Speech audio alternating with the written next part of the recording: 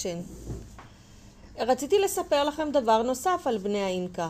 הם חילקו את היקום לשלושה מישורים: עולם האלים, עולם הארץ ועולם המתים. איזה עולמות משונים אלו? למה הכוונה? עולם האלים מיוצג על ידי תצורות שקיימות בטבע, הכוונה למבנים טבעיים שנוצרו בידי האל, כמו הרים. בני האינקה בנו בראשי הערים מקדשים לאלים. עולם הארץ מתייחס למבנים שנבנו על ידי האדם. שם בנו בני האינקה את מקומות הדת והפולחן.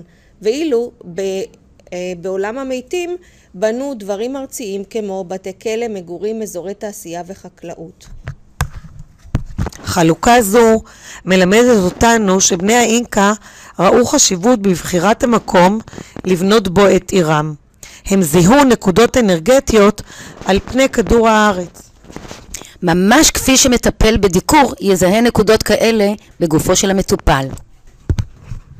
לא סתם מושך אליו המקום המוני תיירים המגיעים מדי שנה לראות את אחד משבעת פלאי תבל החדשים. אני ממליצה שנשוב שוב ונבקר בהר המצ'ו פיצ'ו בטיול רגלי. מה דעתכם? אולי אפילו נצא לטרק שהוא מסע רגלי הנמשך 4 ימים, שבסופו נגיע אל פסגת ההר. איזה רעיון נפלא! היום הספקנו לראות את רוב האתרים. כדאי שנתכנן טרק רגלי עם מדריך מקומי בשבוע הקרוב. מי שרוצה, ההרשמה נפתחת היום. כל המעוניין מוזמן להצטרף אלינו. להתראות! להתראות! ביי!